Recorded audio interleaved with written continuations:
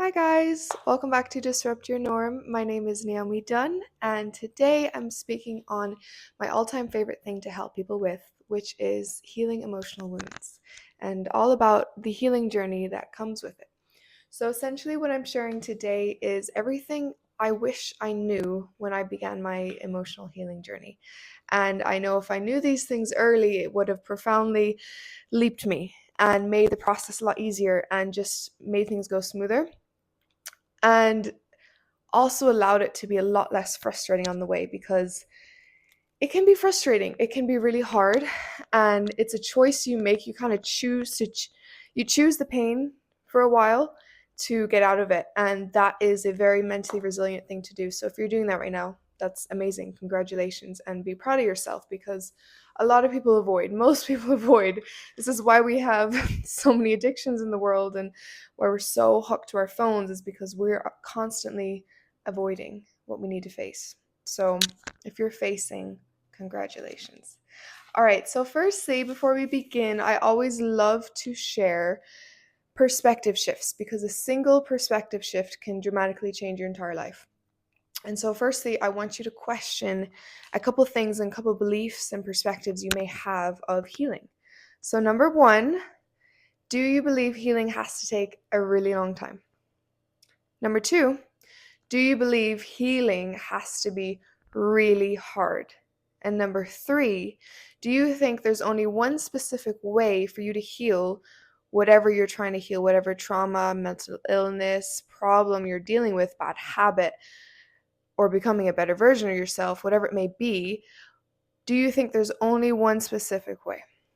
And if you do, to any of those, if you say yes to any of those, I challenge you and encourage you to start to question them and ask yourself if they're true. First of all, I said healing has to take a really long time. I think that's the first one I said. Healing does not. It does not have to take as long as you believe. There are times where it can feel long. There are times where you're healing one specific thing and it takes longer than a previous, but it doesn't have to take a really long time, especially if you're doing cellular level healing. What I mean by that is removing trapped emotions from the body, removing traumas from the body, actually doing that kind of work. That doesn't always take as long as you think at all. And the assumption that it has to take years is false. And maybe you have been healing for years, and that's okay. You have grown so much. But understand that once you find the right tool and once you take the right approach, it likely won't take years. You're going to uncover layers and remove layers in the process, and you can heal a lot more than you think in a shorter amount of time. So I would challenge that one. Number two, healing has to be really hard. It does not. It really doesn't. There are times where it's hard. When you're facing the crap, it's hard. It doesn't feel good. But guess what? That's temporary. It truly is temporary to get to the other side. And the facing part can feel hard, but what is that feeling? What really is it? It's an uncomfortable sensation in the body. That's it. It's an uncomfortable sensation in the body that will go away. Because when we assume that things are hard, when we assume that things are difficult, they become more difficult than they have to be. I challenge you to ask yourself and maybe start saying, what if it gets to be easier than this? What if healing gets to be easy? All right, and number three, there's only one specific way for you to heal your specific problem. That's not always true. For me, I was recommended to go to EMDR to remove certain traumas in the body. And EMDR is the eye movement something, where you're following the therapist's like finger or whatever it may be, and you're moving your eyes to the pace of it, and it helps to bring up and out emotions. That didn't work for me. It works for the super high percentage of 90 something percent. So of course it was really discouraging for me, because I thought this was an amazing tool. So why wouldn't it work for me? It didn't. But it's okay, because I found other tools that really work for me and became really easy for me over time. So just because you're told there's a specific way and there's one way, it's not always true, and it may not resonate with you, but that's okay, because if you tried it and you didn't like it, guess what? You knocked it out. You get to try a new one now. You are so much closer to the goal and to the healing that you desire because you knocked that out and you have new options to try now. All right. So I'm going to give five points of things I really, really, really wish I knew so I can help you. And if you learn it now, I promise everything will get so much easier and it's going to shift your healing journey when you have these perspectives. All right. Number one is having the idea, subconscious or not. Don't judge yourself if you realize you may have this. There's no judgment. It's super common that you're trying to get to a perfect finish line. You're trying to get to a finish line where you are perfect through this healing journey, where you are whole, where you're finally complete, when you finally made it. You're just trying to get to that point. Your eyes are on the goal to get to that 100% perfect finish line. You can't have this.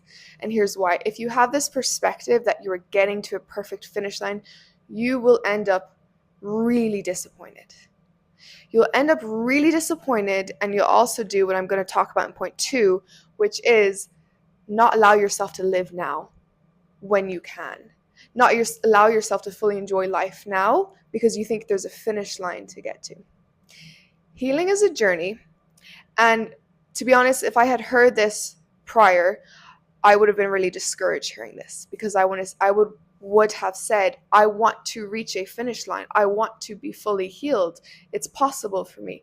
Yes, you can heal immensely. Your life can dramatically turn, like complete polar opposite to what it is now when you go on your healing journey. And I mean that. And it can get so much better. But throughout life, pains happen, and there's always going to be more things to heal from. So if you think you're going to stop at a finish line, then you are limiting the life you get to live. If you see it as a journey, not a finish line where you're going to get disappointed because you can never reach it, because more pains happen, more traumas happen, more things to work through happen, but just a journey, a decision to heal consistently. And through that, your life will get better. And when those pains come, when those traumas come, because we live in an imperfect world, you'll handle them so much better than you did in the past. And you'll get through them so much faster. And the pain that you feel in those traumas, in those moments, because you've done healing, guess what? It's not going to last as long. But there will be things that come up. Maybe you're single right now and you're like, oh my gosh, I'm chilling right now. I've healed so much. Wait till you get into a relationship. Things will come up then. Wait till you get married. Wait till you have children. Wait till you have a new career. Things will always come up. There's never a finish line, but it's an incredible choice to make it a journey. Okay? All right. So like I said, the second point was to do with not giving yourself permission to live now. And I am so guilty of this. So guilty of this.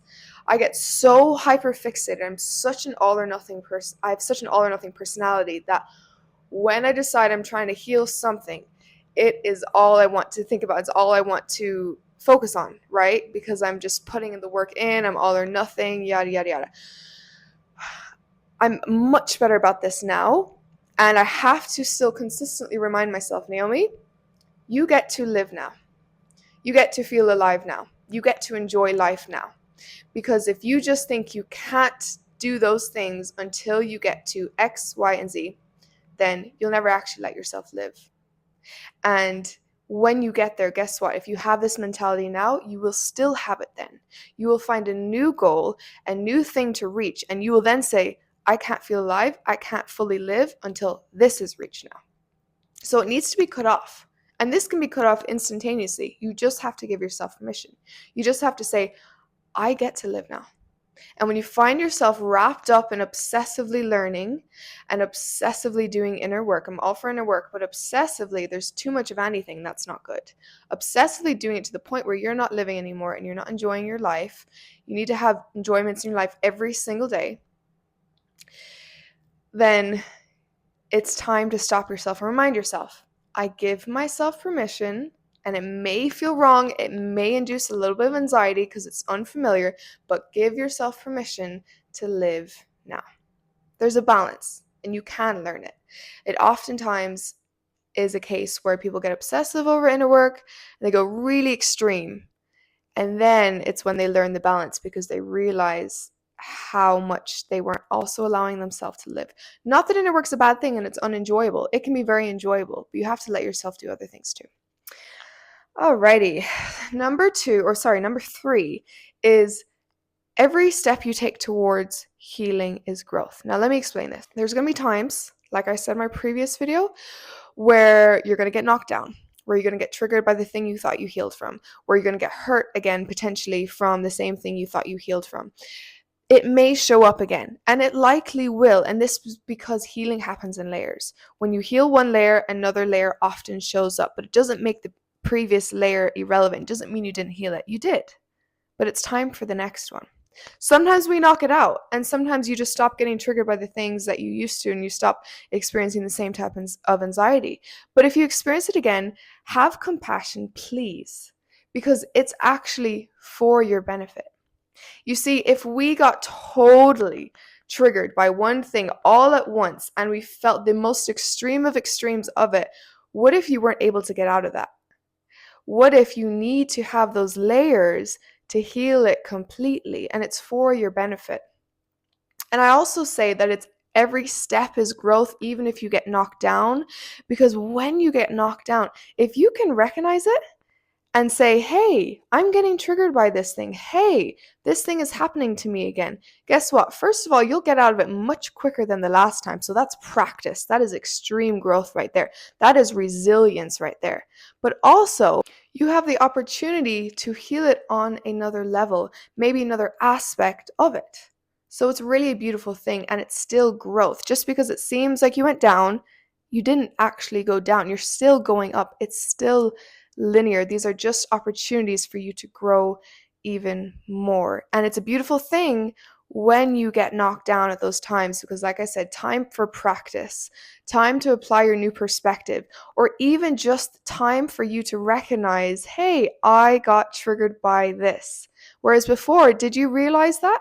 Did you realize where it came from? Did you realize why it was happening? Likely you did not. So that is extreme growth that you can recognize it now. All right, number 3, tools to healing. There's so many types of therapy. There's so many types of coaching. I'm an inner work coach. I do different tools with my clients, but there's so many things you can do. And this is why I don't just say I only do this tool, I only do that tool, because it's very different based on every single client and every single person's needs. But there's a lot, and it can feel very overwhelming. And it felt very overwhelming for me at the beginning of my journey. Please don't get overwhelmed. Like I said in the beginning, you can try one tool, and if it doesn't work for you, it feels really heavy for you, you're not experiencing growth with it, then maybe it's not the tool for you. And that's a good thing that you recognize it, because now you get to try a new one. But your body actually already knows what's good for it. Believe it or not, your body really knows, like really knows. Your body already knows every vitamin that's good for you, every vitamin that's not. Your body already knows every food that's good for you and every food that's not. And it's going to be different for you than another person.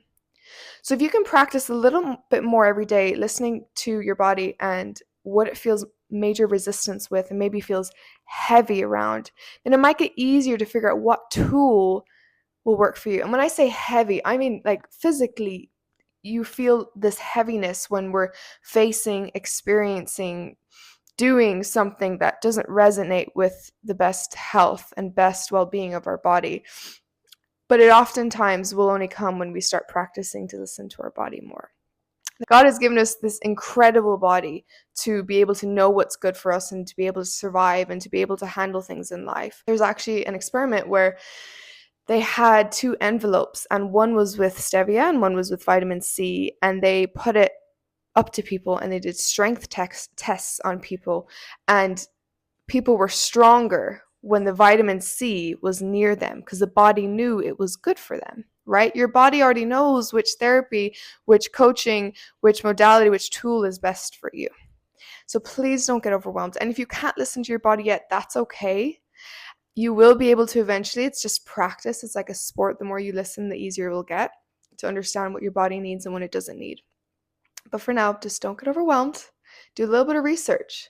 And here's my tips. So there's talk therapy, and then there's other forms of therapy that are more like exercises, like I just said, EMDR, like I talk about all the time, EFT. There's different tools you can use that are more like exercises to get the trapped emotion out of your body.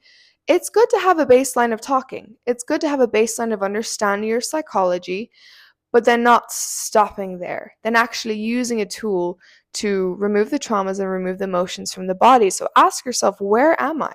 Do I need to understand it a little bit more? Just the baseline, just understand maybe what traumas should come out, or what I'm really struggling with, or what I'm habitually experiencing in life, and the emotions I'm habitually waking up with and experiencing during the day and going to bed with and getting triggered by.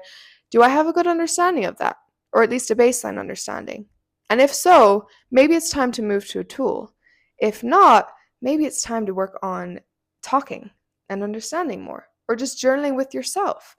So get that baseline, and then I would recommend finding a tool. All right, and lastly, the most profound way to heal, which is feeling to heal.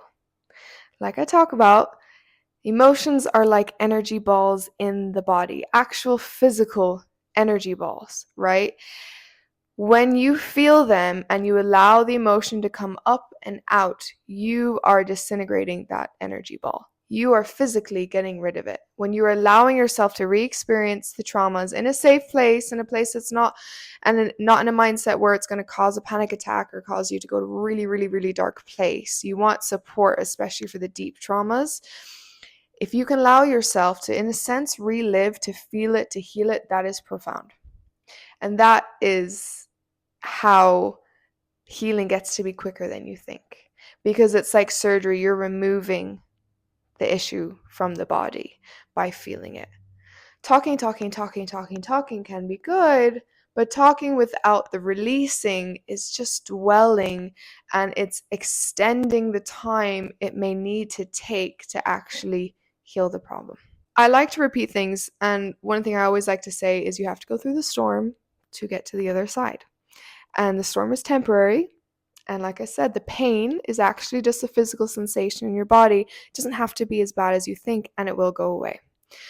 So I hope you enjoyed this video, and I really hope that it helped you. Thank you very much for listening. If you're listening on a podcast or watching on YouTube, we really appreciate it. And I will see you guys next time. I will definitely have more topics and more videos covering emotional healing, because like I said, it's my all-time favorite thing to help people with, because of how dramatically it can make someone's life better. And I love it. I love it so much. So thank you again so much for listening, and I will see you guys next time. Bye.